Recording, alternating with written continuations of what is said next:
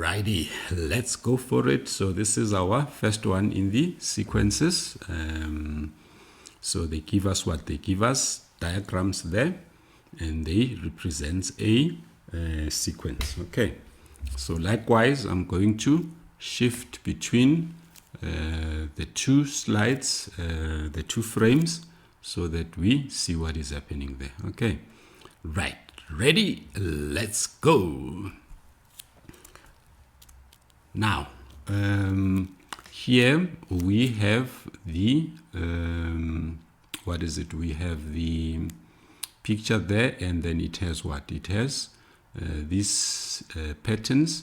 So, what is the first question? In this question, they say how many matchsticks will be needed to build the fourth pattern for 2 marks. So let's go for this one. Let's look at it. So we adjust there. Hope you can see it better. You also have it on your screen grab, isn't it? So here we have matchsticks. So we have 2 there, then we have 4, then we have 5. What about here? We have 2, then we have 4, then we have 5, 6, 7, 8, 9. Okay, so it means we have, what did we have? We had 5, then we had 9. Right, so it's important to write that so that you don't cloud your mind. Okay, what about here? So here we have 2, then we have 4, then we have 5, 6, 7, 8, 9, 10, 11, 12, 13. So now we know what is happening. So we have 13 now. So what do they say now? Let's go to our full view. So this one is, what is it? 1.6.1, isn't it? Okay. So in 1.6.1, you would say, in your brain, you can see that they are adding 4 there, isn't it? They are also adding 4. Then you can say that the fourth pattern will have 17 matchsticks. Okay. So you can just write that to show your examiner that you are professional. You come from the right place. You come from Math So Easy. Right, let's go for the second one. Then in the second one, what do they say? 1.6.2. They say one pattern in the sequence, there it is, consists of 85 matchsticks. What is the number of that pattern? So what are they saying? As we go to the right, these pictures keep on enlarging, going bigger and bigger. And one of them, when we count these matchsticks, will have 85 sticks. Then where will it be? So this one is in position 1, position 2, position 3. So as we go to the front, where will that diagram be if we find that it has 85 matchsticks? So this is what we have to determine here. Then what are they also saying? Here they say hint, first find the values of the first term and the common difference, and then everything is 4 marks. What are they asking us? They are asking us what we've already done. Okay, so it means we already know that our T1, which is A, is what? Is 5, isn't it? Then our D, we can say the second 2, or we can say our D, the third and the second, just to confirm. And then if we have 9 minus 5, here we will have 13 minus 9. What do we find? 4. We find 4. Okay. So we can say our D is equals to a positive 4. Then we are flying like that, isn't it? So now what is it that they are asking us here? They are asking us to first find, okay, so Tn, you see. So they gave us a hint, then they didn't give us a hint for everything. Some things we have to know. So they expect us to know what? Even if you don't know it. If you know this tool, you'll be fine. This is the formula that we use for all terms in a sequence. What type of a sequence? They did not tell us what type of a sequence. We had to determine it. So what did we discover? we discovered that this one is a linear pattern, isn't it? Okay. Right, so we know that the formula says Tn is equals to A plus n minus, look at me, plus n minus 1 d. Okay, so what do? We simply substitute and simplify. So our A is what? Our A is 5, then n minus 1. Our d is a, oh, look at me, I'm writing d. Our d is a 4. Then we simply go 5, then we distribute, we have 4n, then we have minus 4. Then when we simplify further, we have 4n plus 1. Then we are done. So it means our Tn is 4n plus 1. So let's go back. So what are they saying here? They say that there's 85 matchsticks in this other diagram, somewhere in the front there. So let's check, where will it be? Picture number what? So we know the matchsticks are 85. Then we know that the formula for all matchsticks is what? Is 4n plus 1. So what will we have? 4n, 85 minus 1. Then we have 84. Then we have 4n. Then our n, 4 into 8 twice, 4 into 4 once. So it means it will be the 21st. So therefore, T1, T21. Okay. If you fly like that, examiner will say, this person, they know their issues. They are sharp like that. Do you agree or don't you agree? Are you happy so far? Did you get the same? Was it different? If it is, do you see where you went wrong? Holler me with a message there. Okay.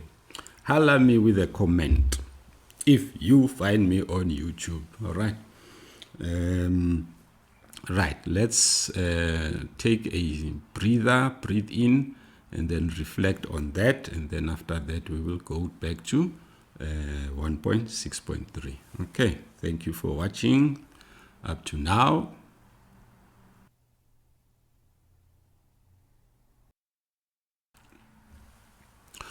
Alrighty, member, are we good? Are we back? Let's check. Did you nail this one? So in this one, 1.6.3, what do they say? Let's look at it right at the bottom there. They say determine S12, the sum of matchsticks in the first 12 patterns of the sequence. Right, so look at this. Okay, look at that symbol representation. I want to make a comment about it. Okay, I hope I don't forget. Then if I do forget, when I make reflections, when we've done everything, I go back and check mistakes. If there's things that I want to emphasize, I will also emphasize. I will use these papers that I'm writing on so that I can remind you what I'm talking about. But let's hope I will remember. Okay, so here they say determine S12, the sum of matchsticks in the 12 patterns.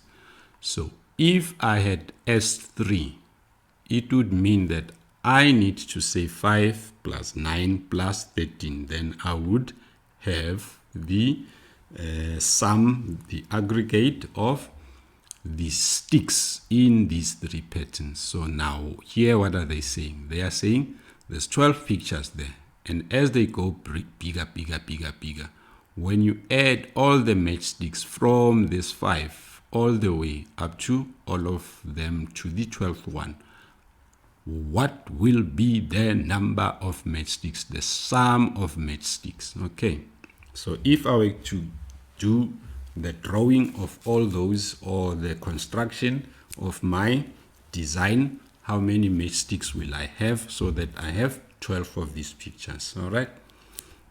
Let us see. What does it mean? It means you need to know your work. Okay. So if you know your work, you would know what they are talking about. So what are they talking about? There is S, okay, Sn.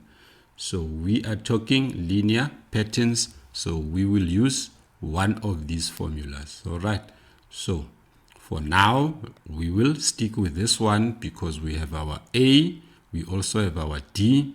Now they have given us a N, which they have put there by the S. So where there is an N, they have put a 12. So it means also where there is an N here, we are going to put a 12. How difficult can that be? How difficult can that be? Okay. So all in all, you are going to say, this is what? 1.6.3, isn't it? Okay. So you'll simply say 1.6.3, then you take this one. Okay. So you are in an exam. In an exam, guys, you won't need to do what I'm doing. I am doing this because I am demonstrating so that you see what I did, so that if there are any mistakes on your part, you can also check where you went wrong, and so that in future when I do this and I don't do this step, you would have been exposed to what I'm doing here. Okay, so we have our formula. Then all we do now is that you, in your answer book, you will be having the full page next to you, so you would be able to refer back to all your components when you start to substitute. So you are going to say S12, that's what they are looking for. Then there by N, you are going to put 12 over 2. Okay. Then there by A, what are you going to do? You are going to put your 5, isn't it? Okay, so your 5 will go there. Then 12 again. Then our 4. Okay, you remember our D was 4. Done. Okay, done. Then you who is lazy is gonna do what? You who is lazy is gonna run here. Okay, right. Me, if it's doable, I'm just gonna quickly do it because I have a brain as well. So sometimes you don't have a calculator, you must wait for somebody to finish. It's gonna take time, isn't it? So here I have a 44, then here I have a 10. Okay, right. So now I will have a 6 by 54. Okay, then I can say, I'm sharp like that. This is 50. 6 by 5 is what? 300. Then 6 by 4, 24. Done. Okay, done. I say, you are a poser. Me, I'm a poser. All right, so let's just check, is this correct? So